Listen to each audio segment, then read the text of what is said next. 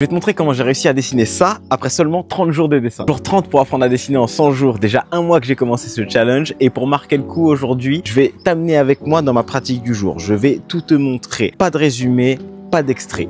Tout. La vidéo sera divisée en deux parties. Première partie, ce sera l'échauffement et deuxième partie, ce sera l'étude de la plante du jour. Donc pose-toi tranquillement et c'est parti pour 5 minutes de pur dessin. Let's go! Avant de dessiner quoi que ce soit, je fais toujours un échauffement. C'est comme pour le sport. Tu vas pas faire une séance jambes sans t'échauffer les genoux. Bah là, c'est pareil. Tu veux pas commencer à dessiner réellement si ta main elle est pas encore réveillée. Alors je commence avec une page simple, juste pour faire circuler un peu l'énergie dans la main. Sur cette première page, je fais des lignes dans les 4 directions, de gauche à droite, de droite à gauche, de haut en bas et de bas en haut. C'est pas obligatoire de changer de direction comme ça. Ici, je le fais juste pour que ce soit plus clair pour toi. Parce que si je te fais un timelapse et que la feuille elle bouge partout, ça va te donner la gerbe. Hors caméra, je tourne la feuille dans tous les sens, ne t'inquiète pas. C'est plus simple et plus fluide pour le geste. Ensuite, j'enchaîne avec les arcs et les vagues, en suivant la même tendance que les lignes, puis je termine la page avec des cercles et des ellipses. Tu remarqueras que j'en fais pas des tonnes pour la première page, j'en fais juste assez pour bien sentir le mouvement. L'objectif, c'est pas de tout remplir, c'est juste d'activer la mémoire musculaire. Ensuite, sur le verso, là, je vais faire des formes géométriques. Généralement, une de chaque parce que c'est que l'échauffement. Le but, c'est d'utiliser le moins de traits possible pour faire ces formes géométriques. Réussir à faire la forme sans trop chercher la ligne, c'est ça le but ici. Peter Hahn, celui qui fait ce cours Dynamic Sketching, conseille le one shot pour gagner en confiance et en précision. Ça force à être clair, fluide et à corriger par la répétition, pas en grattant comme le ferait un débutant. Après ça, je rajoute quelques ombres, l'histoire de réfléchir un peu à la lumière. Et en dessous, je vais faire des formes organiques. Pour le coup, ça échauffera encore plus l'étude de la rose qui est composée principalement de ça. Comme toujours, on trace les contours des formes pour les comprendre et leur donner une intention. Et pareil, ensuite, je rajoute les ombres. Ombre portée et ombre propre cette fois. En suivant, bien évidemment, les contours. Et une fois que ce sera fait, je passerai à une nouvelle page.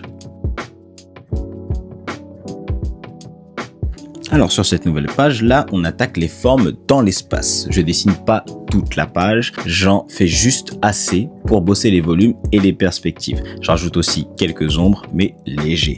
Le but ici, c'est juste de reconnecter un peu le cerveau avec la 3D. Après l'échauffement, c'est direction le sketchbook. Et aujourd'hui, j'ai choisi d'étudier une rose. On est dans la semaine des plantes et des fleurs, donc j'applique les 3 étapes vues dans la vidéo d'explication.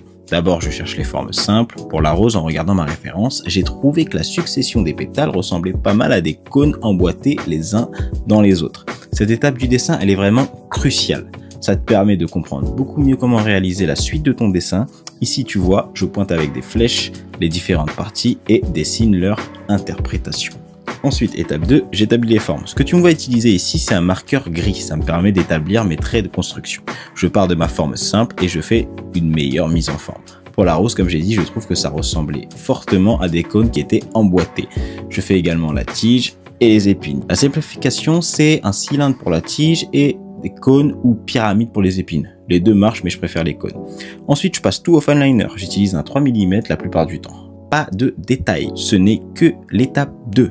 Donc j'établis juste les formes et je corrige quand c'est pas bon. J'avais envie de tout garder sur une seule feuille, donc je n'ai pas fait de deuxième croquis. Mais avec plus de place, j'en aurais refait un.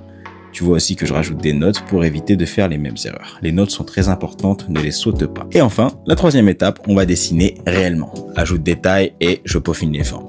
En premier, comme tu peux voir, je me fais des petits cadres avec vue plus zoomée sur les différents éléments. C'est pour mieux établir les détails et les textures sur les formes. Ensuite, je reprends mon marqueur gris et j'établis les formes, mais plus précisément. D'ailleurs, ce marqueur, il est vraiment très utile quand même.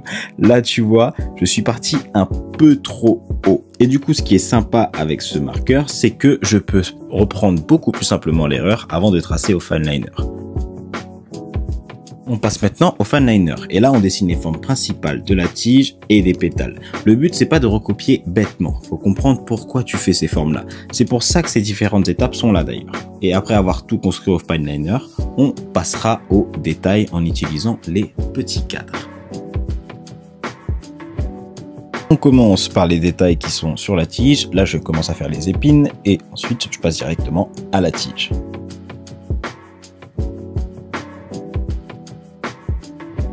Alors, pour les pétales, par contre, j'étais pas fan du premier cadre, donc j'en ai refait 2 autres pour vraiment prendre la texture qui me plaît le plus. Et ensuite, j'applique aux endroits destinés. Et en même temps, je vais rajouter les ombres au dessin. Alors, après avoir appliqué mes détails, je mets quelques points de haute luminosité en utilisant un stylo gel blanc. C'est d'ailleurs pour ça que j'utilise un sketchbook en papier craft. Ça permet de jouer avec la tonalité, de passer du sombre au clair plus aisément, notamment pour les hautes lumières. Dans mes notes, je vais marquer aussi que le hatching n'est pas bon et que je dois travailler encore plus mon line work. Et aussi, j'aurais voulu faire une fleur plus large. T'es encore là après les 5 minutes?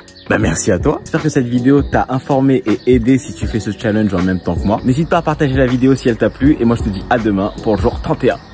Peace.